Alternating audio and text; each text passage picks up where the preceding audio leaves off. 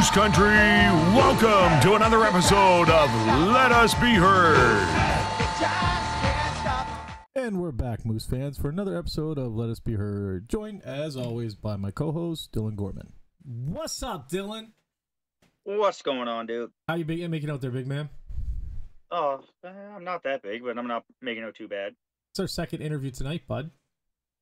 It is. This one's record-breaking, though. Is it? I would say. Like this person walks around just breaking like vinyl records and stuff. Well, like, he's just smash, smash, smash. He sets them. That's true. So like he just picks them up and sets them down. Yeah, 100%. Is that what it is? 100%. Yeah. And he goes, I got this vinyl record. I'm just gonna set this right here. Oh, there's one. I'm gonna set this one right here. Listen, you're having a silly kind of day, bud. You know what I'm talking about. He sets hockey records. That's right, buddy. That's right. More importantly, he sets Moosehead records. That's right.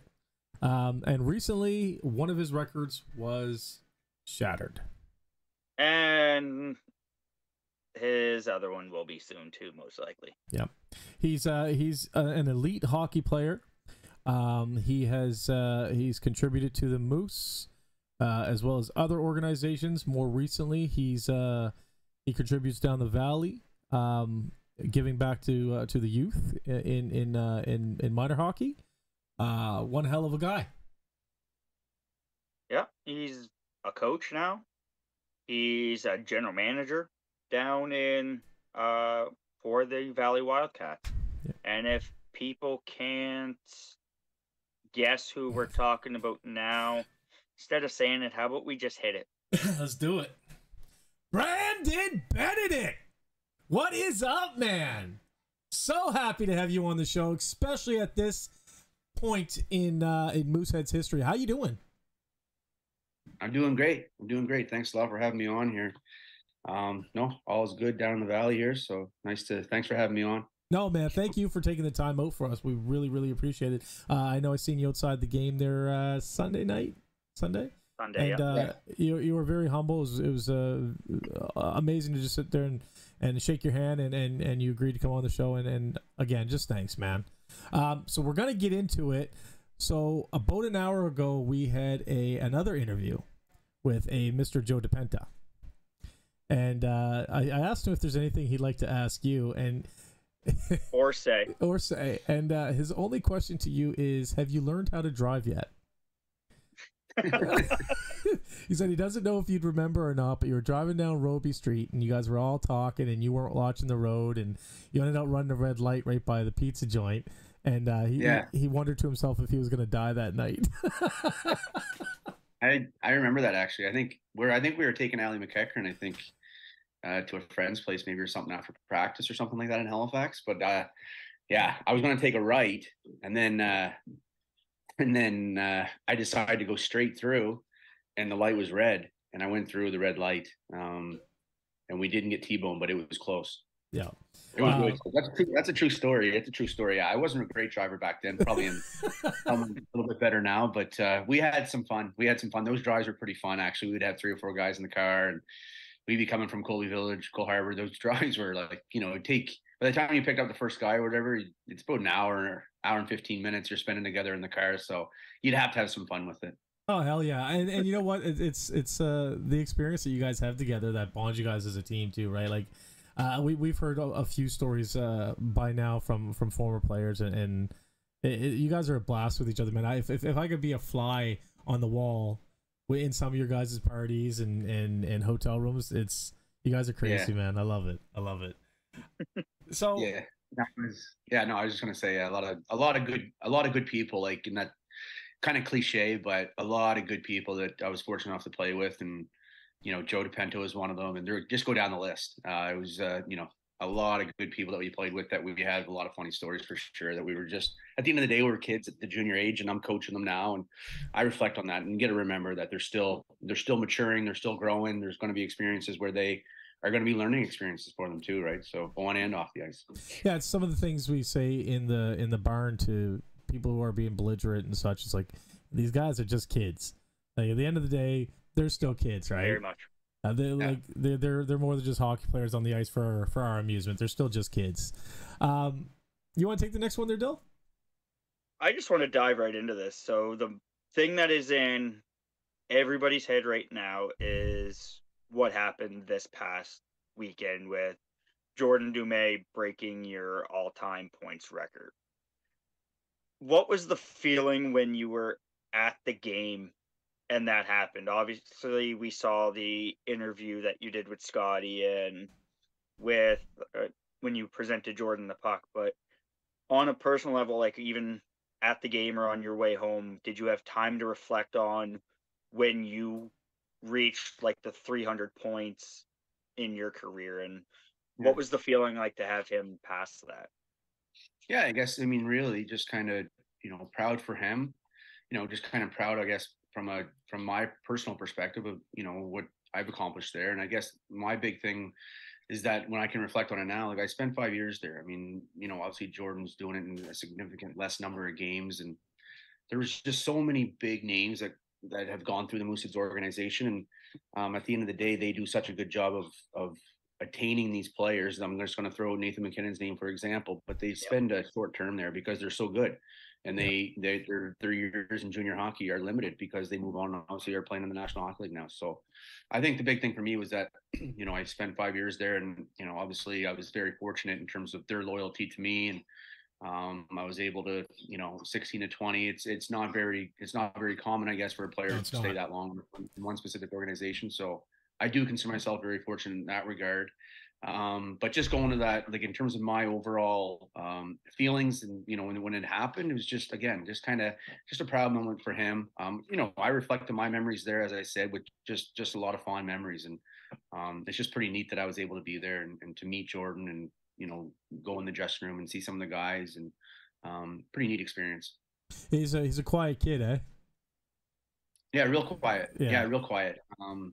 We never really talked that much. Obviously there's a lot going on, and I kind of felt bad because they were waiting after the game. I know what that's like as a player, and they, it's Sunday. I think that was their 3-3. I think was it their third? Yep. So they want to get out of there and get home. Like they're all tired and stuff. So I think that all the interviews that Jordan was doing and stuff. So we were real brief with one another, and at the end of the day, just congratulated them, and that I want to say to the players too. But they have a real good team this year, so hopefully they can continue their success. And you never know, it's a long ways away, but bring another championship back to the city. So he's got another record of yours to break here coming up as well. Now you said something a moment ago that you felt blessed that they could that kept you for all 5 years, but don't sell yourself short. You were putting up incredible numbers. They'd be crazy not to keep you. With that being said, he's got your score record coming up. I think he's 4 goals to tie? 4 or 5 to tie. Yeah. Now, is that something that you'd want to be in attendance for, or is that something you're just going to step back and just let him do it on his own? Yeah, I think I don't know if I'll be around. Obviously, coaching here and stuff, so we'll probably be. I'm guessing we'll be playing, but it was nice to be there for that because that's the big one, obviously. So I don't think it's necessarily important for me to be there. It's not about me, more about him and stuff and what they're accomplishing from his individual perspective. And then ultimately, I think Jordan would probably say the same, that they want to focus on their wins and trying to move forward throughout the season and continue their results as they are from a team perspective. Yeah, right on. Dylan, you got one? Because you touched on it, you are coaching now, and we'll get into your Moose career here in a bit. But since you touched on it, you're coaching now. You're also the GM of the Valley Wildcats.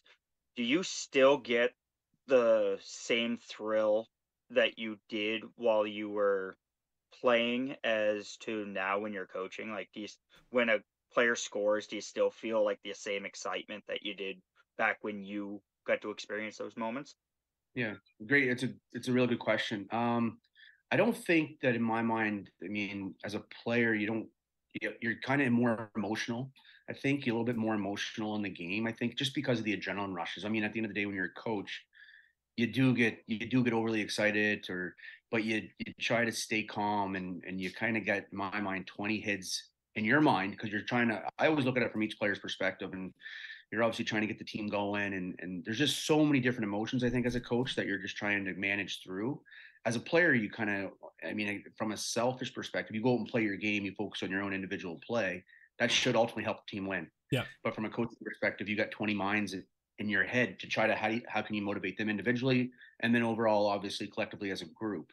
So I don't think I get the exact same emotional probably rushes or highs and lows, but at the same time, I've certainly had them as a coach. But it's just it's hard to explain. It's just a little bit different because, you know, the players. I mean, you always hear coaches talk about this, and I firmly believe this. But the players feed off the coaches and how they're feeling, how they're interacting with the refs, how they're interacting with the team.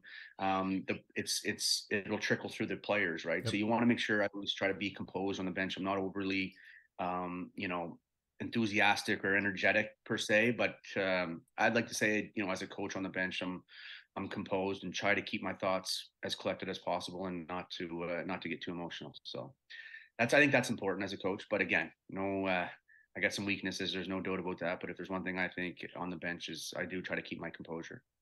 So you're not one of those coaches that we've seen before that flip out and throw sticks and stuff and everything on the ice and go crazy.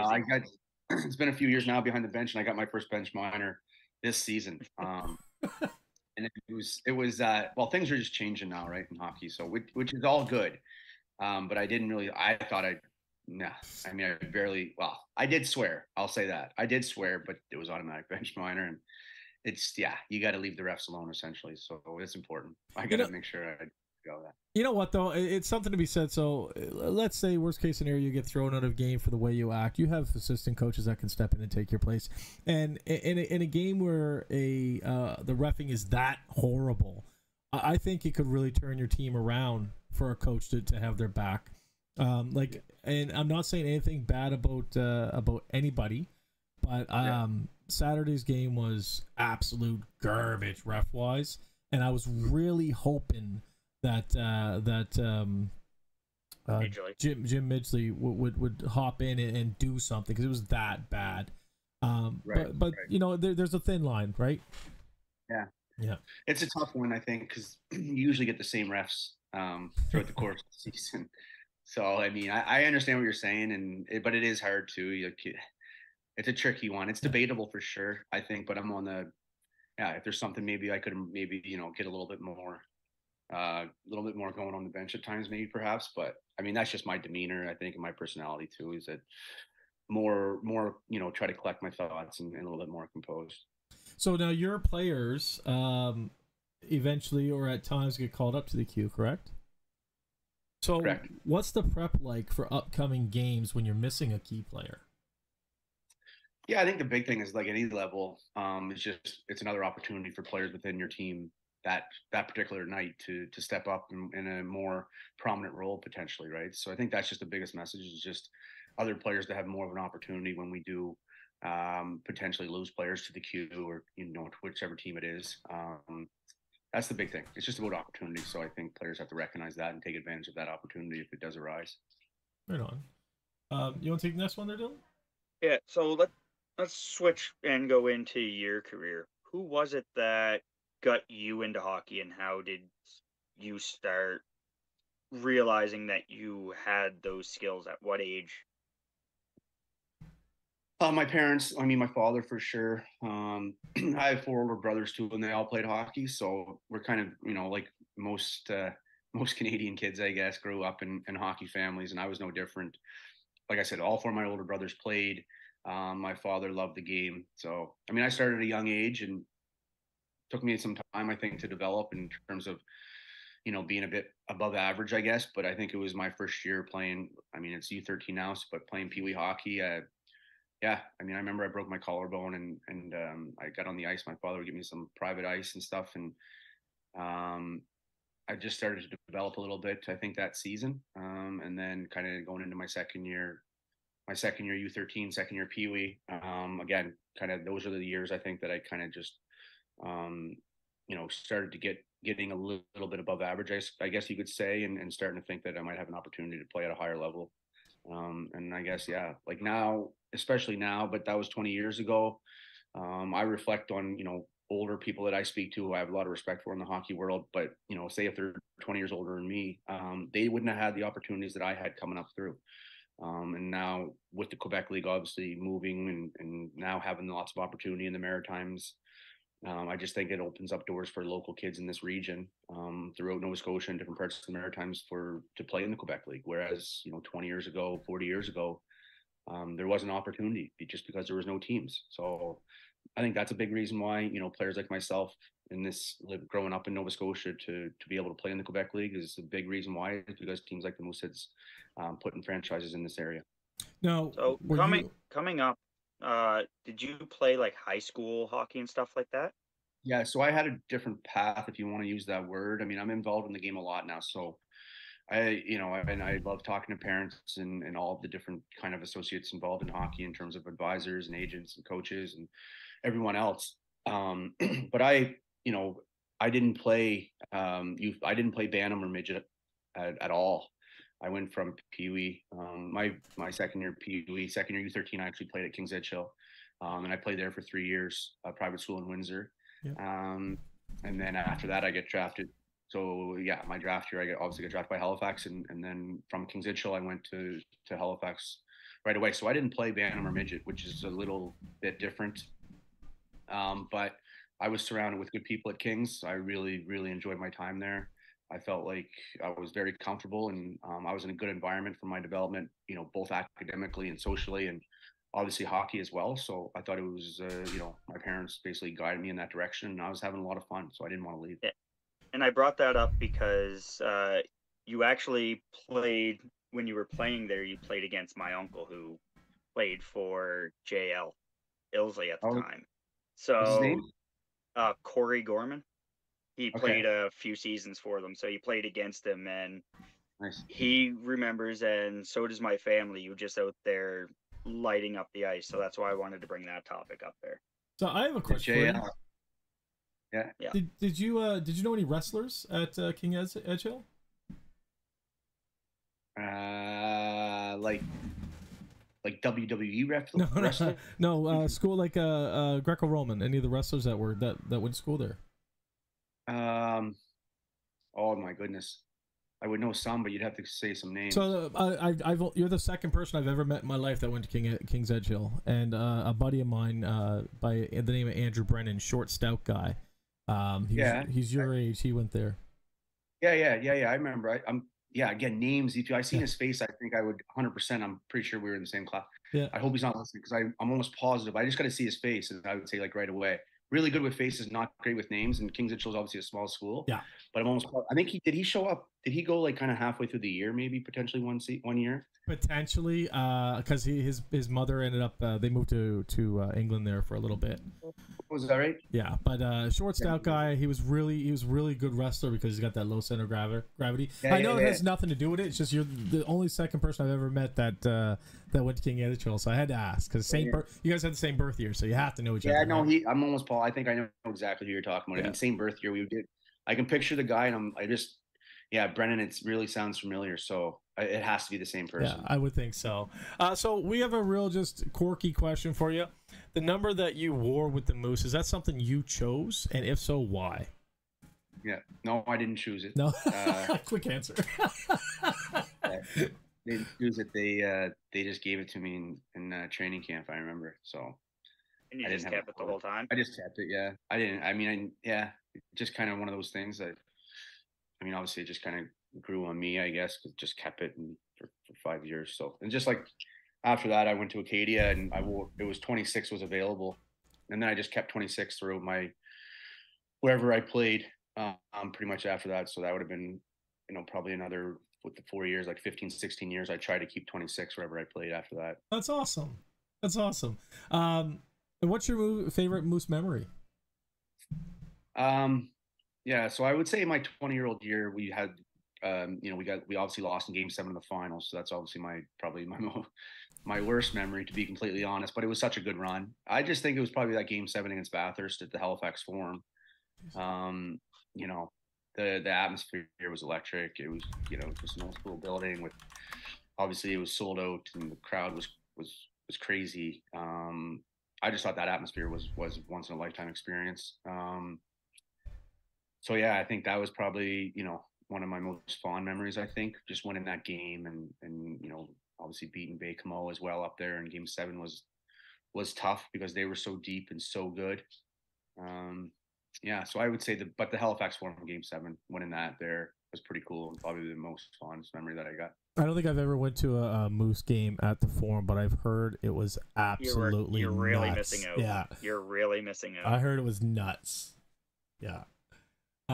Who was your favorite player when you were growing up? Who did you idolize in like the NHL or other leagues? Yeah, it's funny. I guess Wayne Gretzky. I mean, Gretzky's an easy one. I always liked him when I was younger. He just carried himself so well. And I guess when I was a kid, I didn't really follow that and think about that too much. But now when I reflect, like, he's just such a pro. I just like the way he played too. I guess watching him, just watching him play for the Kings and things like that. He's just so smart. And yeah. But to be completely honest now, and I mean, obviously, I do, McKinnon. I like watching him, but I always got a soft spot for Crosby. Just really like the way he plays and stuff and what he's done for the game. And obviously just being from Nova Scotia, those two guys are guys that I follow, and it's just pretty cool to see them how successful they are and just how humble they are too, to be honest. So it's pretty neat. Yeah, Crosby's a real stand-up dude. I've never met him. I live in Cole Harbour, so I hear stories, and he's just a real stand-up kind of guy. From everything I heard. So yeah, I agree. He's a good guy. I've never, but I heard the exact same thing. I've never met him, but obviously I've spoken to a lot of people that know him and met him and stuff like that. And it's the same. It's the common theme with him. He's just a regular kind of dude that's real humble and but obviously, one of the best hockey players ever. So it's just pretty neat that he's obviously right in Cole Harbour, right? It's pretty neat. So I want to just jump right back onto this record thing for a second, because your record, we can't just gloss over it. It's a big deal. Your record stood for 20 years. 20 years. When did you start to say, okay, this Dumais kid's going to break it, I'm going to start paying attention? Or were you always paying attention to your record? Like when I moved away and stuff, not a whole lot, to be completely honest. I, kind of, you'd follow the Mooseheads a little bit, but you're doing you're overseas and stuff, you're doing other things. And I guess you kind of just lose touch with some things, right? But different runs you'd watch and stuff during playoffs or whatever. But obviously the big year when they won the Mem Cup, that was a year obviously that everyone was paying attention to. But it wasn't like I was following them on a nightly basis. So I guess I just kind of never thought a whole lot about it. But then obviously, like when Jordan starts coming into the picture, you start thinking that he's got a real legit chance of breaking it. So then everyone, Guy and my buddies and people around me are just making jokes about how he's going to make. Well, just going to make Columbus. He's not going to come back. He'll be in Columbus. But that was, you never know. Obviously we had no idea what was going to happen there, but we knew if he came back, he's going to break it. Just a matter of time, obviously. So, and then they just start, in good fun for the most part. But, you're done, this and that. So it's all. I love it. Yeah. The bonfire talks don't get as interesting now when you go from first to second, no one cares. No, once a moose, always a moose. We say that on the channel. You're always going to matter to us. So we care. We care. Yeah, we definitely care. And I will say this: when McKinnon's name, when it was announced that his jersey was being retired, I agree with it 1,000%. But there were 1,000, almost every second comment that was talked about, or every second person that I've talked to, said that very much so your name belongs up in those rafters as well. Yeah. So just because you may be number 2 on that point streak, you still very much are number 1 in many of the Mooseheads' hearts and just the Moosehead history as it is. Yeah, I agree. But you mentioned being overseas and everything. What's the biggest difference from hockey in Canada versus hockey in the UK? You played for a few teams over in the EIHL. What stood out as the biggest difference? I think just most of those rinks over there, it's the size of the rinks, right? They're Olympic size. So, I mean, it's more of a European style, but when I played in the UK, there was fighting in the league too. So it was almost a hybrid between North America and Europe, believe it or not. When I first got there, excuse me, when I first got there, like every team had pretty much a designated fighter. So it was kind of that North American kind of flair, but at the same time, we played. I'd say 80% of the ranks were Olympic size, so you kind of had that skill European feel too as well. So, um, but generally speaking, I think that's the biggest difference would be just more of a skill game, bigger ice, more time and space, more puck possession kind of game mindsets than kind of that North American stuff. But the British League had a little bit of both, to be completely honest. Now, to be honest, it's like hockey now. I mean, fighting is getting less and less, and that's no different in the British League now. They don't really have just. I stay in touch with some guys over there, and it's changed quite a bit. Like hockey in North America has changed quite a bit, and there's no different over there. They don't really have a so-called designated heavyweight fighter per se per team, so it's changed too. So I'm glad you brought up fighting, because I do have a question. As a skilled player and now a coach and GM, what are your thoughts about the cue banning fights? Could it lead to more injuries, or is it better for the players? Yeah, it's debatable, and I was never a fighter. Obviously, I was never a real tough guy. But I think that it does. I think there is a part of it in the game. I really believe that, and I'm not like I'm an old school type of guy that's fought my way to the NHL or anything like that. Obviously, everyone knows that I'm not, but I still believe that there is probably a component that's that we could be using in the game. I mean, that's to be seen, I guess. Who knows where it's going to go? Um, our injuries going down and this and that. I don't know. I mean, no one will know. I think they need a bigger sample size than just a year or two. They're going to need probably 5 to 10 years of data to see if it's working and if injuries are going down. I think at the end of the day, I think priority should be, from a management perspective, should be the safety of the players. 100%.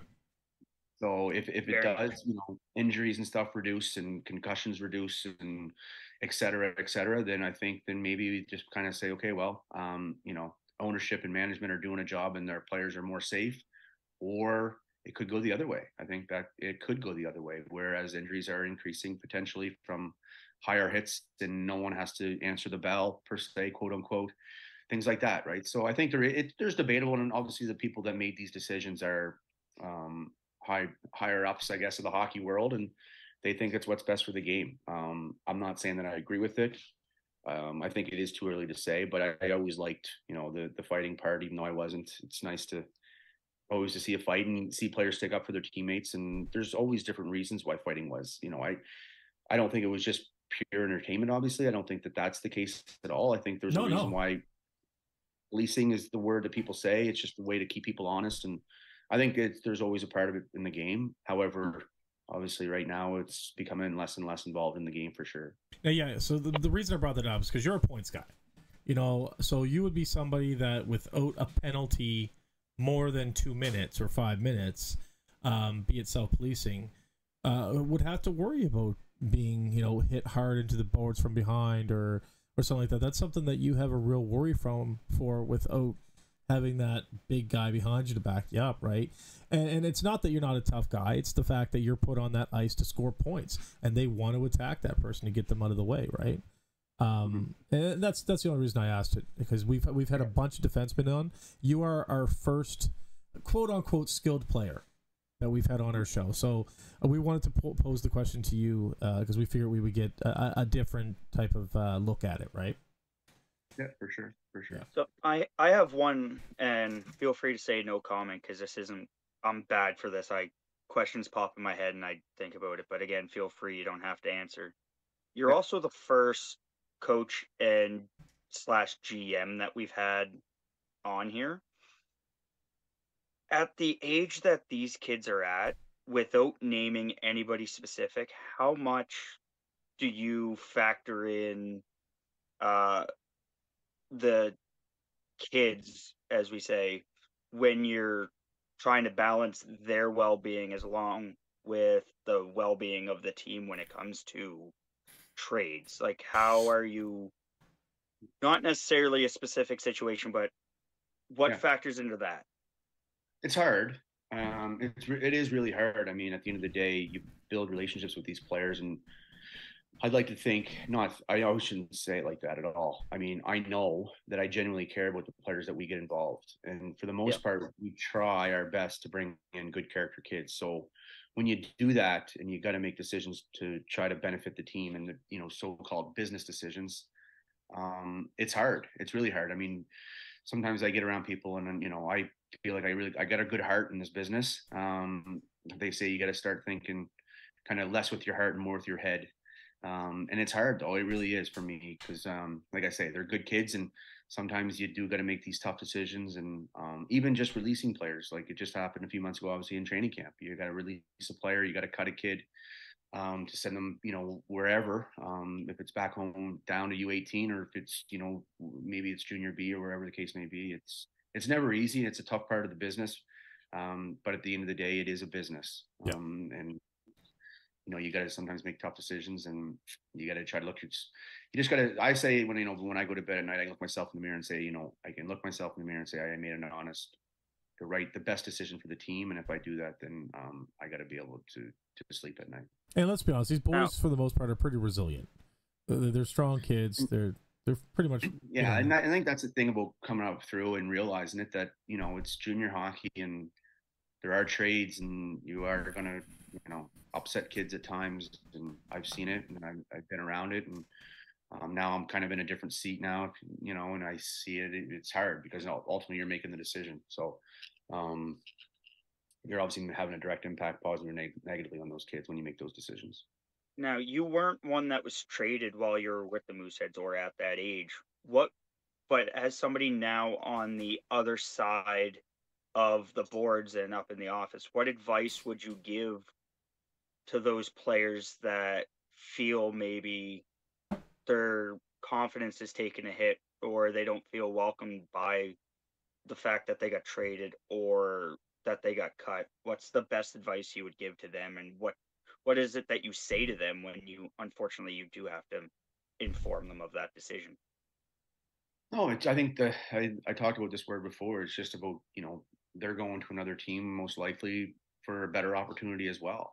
And that's how they have to look at it. I mean, it's like anything, in life, really. At the end of the day, things are going to happen in your life, and you can look at it really as, glass half full or glass half empty kind of person, right? And I think you just have to look at it as another opportunity. And that the reality of it is too, is that you're going to face adversity. They're 17, 18, 19-year-old kids.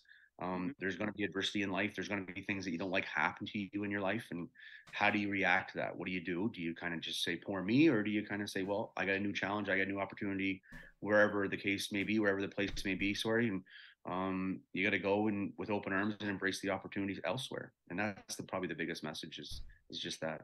I like that. So we've taken up enough of your time. I really do appreciate you setting aside time for us. Is there anything you would like to say to the fans, the players, the organization, just whatever you'd like to say before we close out? Yeah, no, just I guess, I touched on a little bit on Sunday night, but just, obviously the Mooseheads is a very, prominent organization, and they treat their players, and it feels like they treat everybody involved within the organization over the last, 25 years, or how long has it been now? Sorry. 30. 30 years. 30 years. Yeah. What was their first year actually? 94. 94, 95. Yeah. 30 years. Sorry. So, wow. And you just feel fortunate to be a part of it. Like I said, I'm very proud alumni now. Obviously they got great ownership that just took over now over the last year or so. So it seems like they're doing an extremely good job and very, very involved, which is nice to see. Oh, they're amazing guys. The two of them are great. Yeah. So it's really nice to see kind of, that they really do care, I think, about everybody, all the fans and, all the players, obviously the management and everything. So it's just, I had a good feel down there on Sunday and Sunday night being around the dressing room and stuff. So, just real proud, I guess, of being able to play there for that long.